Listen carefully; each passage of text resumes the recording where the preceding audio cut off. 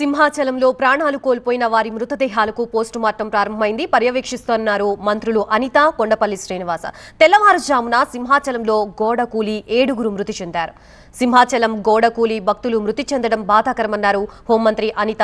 మృతుల్లో 3 మహిళలు ఉన్నారని తెలిపారు. బాధితులకి మెరుగైన వైద్య సేవలు అందిస్తున్నామన్నారు. గాలి దుమారం కారణంగానే ప్రమాదం జరిగిందన్నారు ఆమె. కూలిన గోడ నాణ్యతపై విచారణ జరుపుతామని స్పష్టం చేశారు. గోడ కూలిన ఘటనలో విచారణ కొనసాగుతోంది అంటున్నారు హోంమంత్రి అనిత. దీనిపై మరింత సమాచారం మా సీనియర్ కరెస్పాండెంట్ కాజా మరిన్ని డీటెయిల్స్ అందిస్తారు.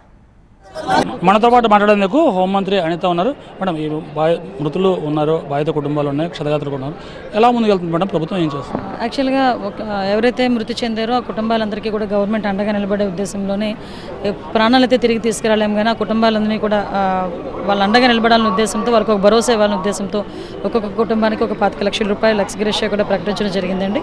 అదేవిధంగా ఇంజూరీ అయిన వాళ్ళకి ఒక 3 లక్షల రూపాయలు ప్రకటించడం జరిగింది. వీటితో పాటు ఎవరైతే చనిపోయారో ఆ కుటుంబాల్లో చదువుకున్న పిల్లలకి ఉద్యోగాల అవకాశాలు కూడా కల్పించడానికి ఈరోజు మన గవర్నమెంట్ సిద్ధపడింది. గౌరవ సీఎం మన చంద్రబాబు నాయుడు గారు, అదేవిధంగా డిప్యూటీ సీఎం పవన్ కళ్యాణ్ గారు, లోకేష్ గారు అందరూ కూడా మినిట్ టు మినిట్ మమ్మల్ని మానిటర్ చేసుకుంటున్నారు. ఇన్సిడెంట్ జరిగిన దగ్గర నుంచి ఇప్పటి వరకు కూడా అనేక సార్లు మాతో మాట్లాడారు. వాళ్ళకి ఎలా అండగా నిలబడాలని అడిగారు. ఇక్కడ దర్శనాలు ఎలా జరుగుతున్నాయని అడిగారు. అంటే ఇక్కడికి మేము ఒకటే చెప్పామండి, ఇక్కడ రాత్రి 12 గంటల వరకు కూడా కంటిన్యూగా దర్శనాలు జరుగుతుంటాయి. కాబట్టి భక్తులందరూ కూడా ఇక్కడ వాళ్ళు అదే దర్శన దాంట్లో ఉన్నారని చెప్పడం జరిగింది.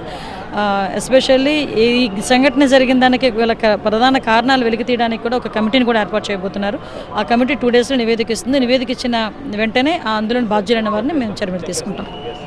సో ఓవరాల్గా ఈ మృతుల కుటుంబాలకు ప్రభుత్వం ఉచితంగా ఎక్స్గ్రేషియా ప్రకటించింది. మృతుల కుటుంబాలకి 25 లక్షల రూపాయల పరిహారంతో పాటు క్షతగాత్రుడికి 3 లక్షల రూపాయలు ఎక్స్గ్రేషియా ప్రకటించారు. దీంతోపాటు మృతుల కుటుంబంలో ఒకరికి ఉద్యోగం కూడా ఇస్తామని ప్రభుత్వం తరఫున హోంమంత్రి ప్రకటించారు. మరోవైపు ఈ ఘటనపై ఒక విచారణ కమిటీని నియమించారు. ఒక 2 రోజుల్లో దాన్ని నివేదిక కూడా ఇస్తుందని హోంమంత్రి చెప్తున్నారు. కెమెరా పర్సన్ భాస్కర్తో కాజా TV 9 విశాఖపట్నం.